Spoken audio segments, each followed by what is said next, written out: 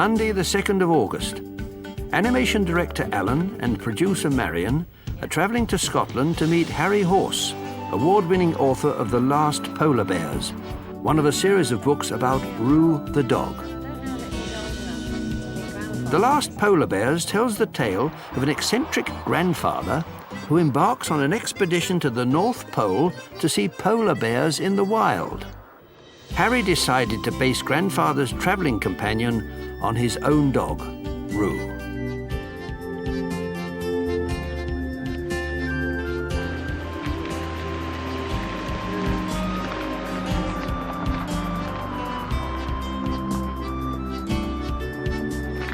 Hi, Alan.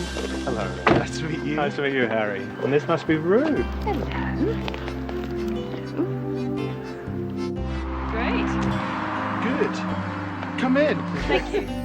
Who's got a it's stick? got a stick. The director, Alan, has come to talk to Harry about turning his book into an animated film.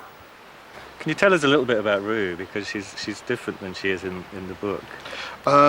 Yeah, we've had Roo for about 10 years, and we think that she's maybe 11 or 12 years old.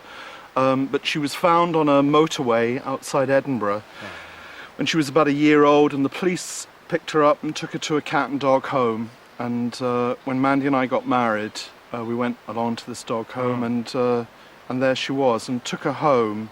I thought that she was an amazing looking dog, because she's just a little mongrel. She's not any particular type of breed, but she's got very sort of soulful eyes. And I started writing a book about her, and I put her very much as the hero. Yeah. And it just didn't really work. And it wasn't until Mandy went up to Shetland to see her mum and dad, and I was left on my own with Roo. And we lived in a very remote cottage in the borders of Scotland. Right. And we had a big snowstorm that night, and because Mandy wasn't there to give her dinner, she ate all this ham on the kitchen table. I think she was panicking that we were in a snowstorm, Yes. we're cut off, we might as well eat the provisions straight away. It really was fortuitous that in just one night I was able to write this story, and obviously I didn't finish it in that night, yeah. but I got the whole bones of it down, and I was writing sort of feverishly till sort of 4 o'clock in the morning. Of course, Roo in the room with me, no idea as to what I was doing, and so I wanted her to be an anti-hero, I suppose, if you can. Yeah, she say is. She's that. not too cute, is she? No, she does exactly as she pleases. I started then doing little drawings of her, and I think that because I felt that they would be very inept travellers, and hence the golf trolley. They would have this old golf trolley rather than a sledge. He couldn't afford a proper sledge.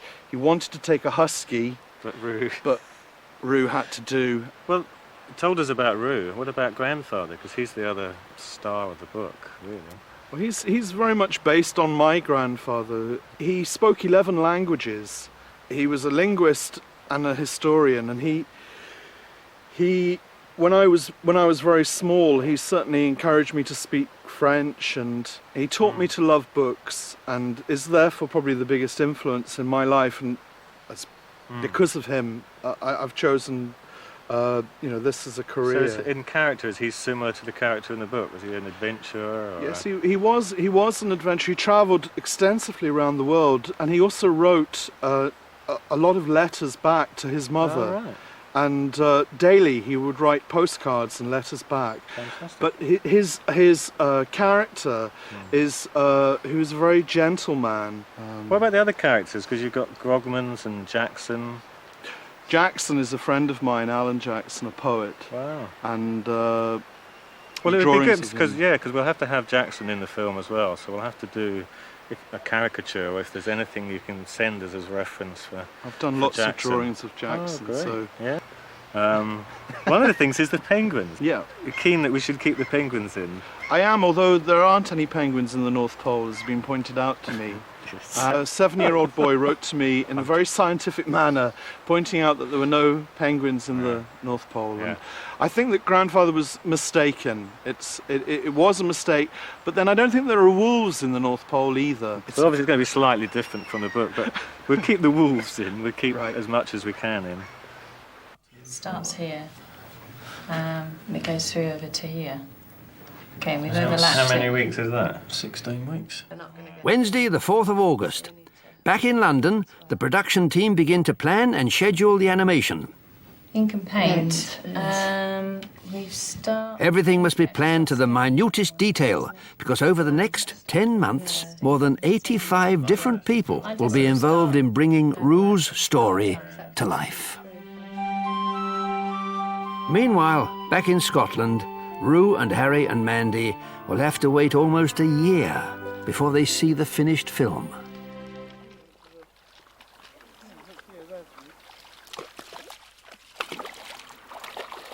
So we've worked out the beginning, more or less. We've done the journey. Thursday, the 24th of August. One of the first people to start working on the film is Trevor, the storyboard artist. Penguins, yes. Yeah. As a kind of welcoming committee. Well, there actually aren't penguins in the Arctic, but it's No. funny. Well, it's obviously a new breed of penguin. Well, it's funny if we can undiscovered use breed of them as penguin. much as possible. It is Trevor's job to tell the story in a series of pictures, like a comic. Monday, the 27th of September. The storyboard is then timed and edited down to an exact running time of 25 minutes. Shall we look at the Jackson sequence again? Right. It's not going to be easy to cut down, is it? I mean, it's a short sequence as it is. It's just about possible, but I think we're really talking about taking it out. Yeah. We could. I mean, it's not really carrying the story forward, is it?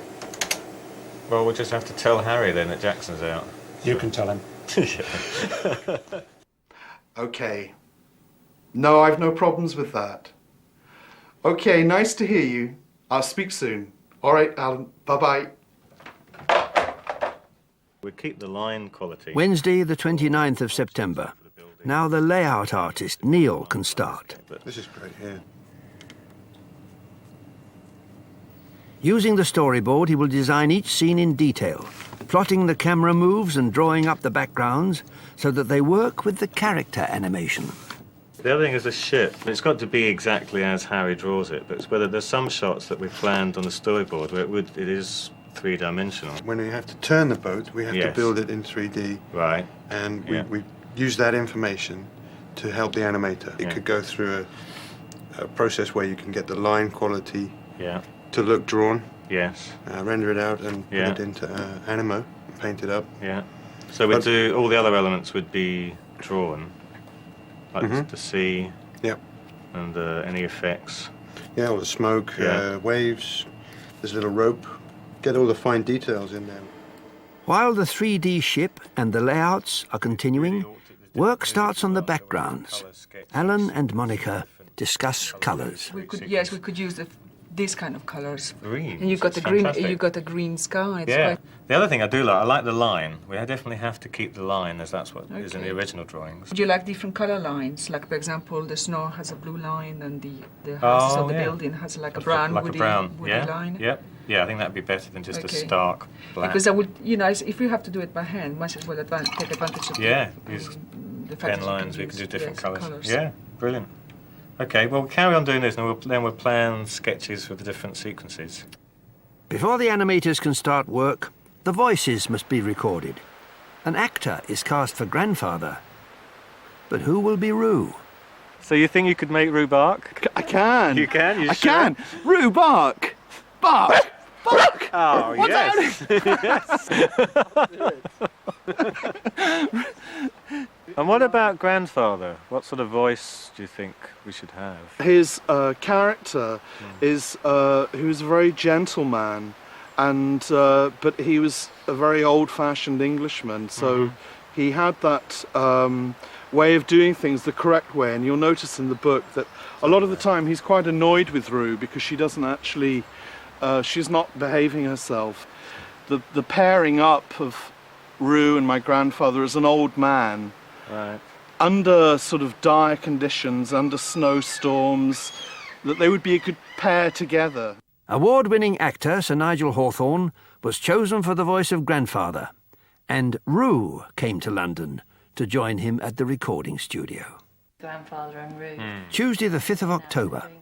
Alan and Marion meet the composer Rick for the first time to discuss the music for the film. penguins, really, Yes. aren't they? Yes, Yes. and musically they're similar. And then we go into the backstory of why they're going And the emotion should carry on through the zoo, that it's fairly sad and low-key, because that's a kind of pivotal thing, that's why they go on a journey. And then after that, it kind of goes a bit quirky, but I quite like to keep that a little bit odd. When the wolves are on, it's, you know, it's kind of... Comedy in the real sense, Yeah, that's it. Monday, the 11th of October. Now animation can start. The animators bring the characters to life. Here we see Odile working on a scene of Rue. And this scene, it's about 4 or 5 seconds long, and it's when the penguins first come over the hill. That's it. One penguin comes over, and then it overlaps with the second penguin. So Towards the end, so you have a crowd of penguins. But they're very fast and very jokey. Yeah. Right, okay, side to side, basically. Laurent has been chosen to animate the penguins. Thursday, the 28th of October. As well as character animation, special effects such as smoke and water also have to be animated. These are the printouts of the 3D ship for scene 102. It's a scene where it comes towards us, so we'll need wake, obviously, to make it sit on the background. Yes. I think it would look nice to have a little bit of smoke drifting down into the distance. Right. Yeah. Effects animator Tony begins work. Coming down behind. Yes. All right, yeah, that'd be good. Monday, the 1st of November. When all of the animation is finished, it is scanned onto computers, and for the first time, it is possible to see the characters moving. At this point, the director can make any changes he wishes before the completed scene goes to Claire for painting.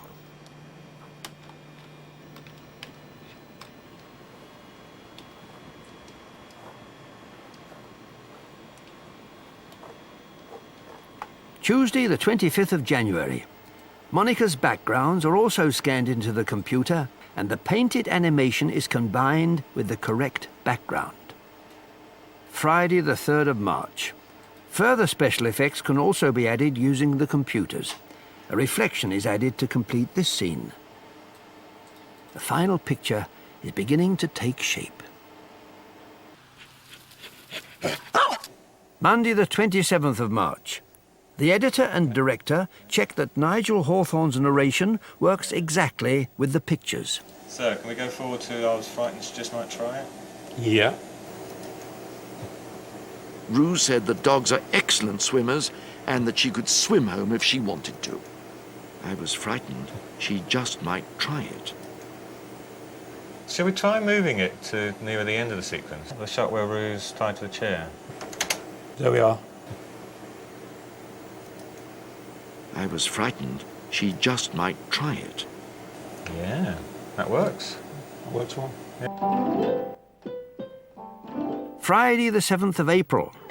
The composer Rick has been working on the film for several weeks and now begins fine-tuning the music to work with the edited narration and finished animation.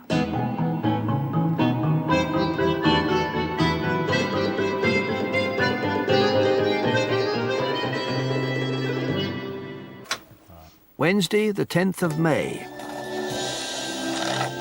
Whoa, Malcolm.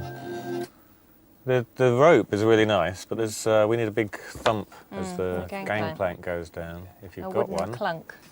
Yeah. The final stage of the production takes place at the dubbing studio, where the voice, music and animation are combined with sound effects by dubbing mixer Malcolm.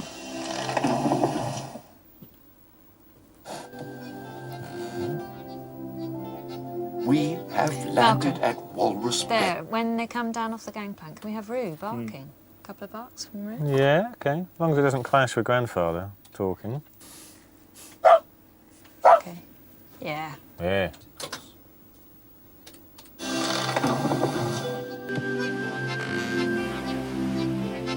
We have landed at Walrus Bay. Friday, the 19th of May. At last, the film is posted to Harry and Rue. Oh, what's this? It's a film. Goodness me, look at that. Come on, let's go and have a look at it. The tape's arrived.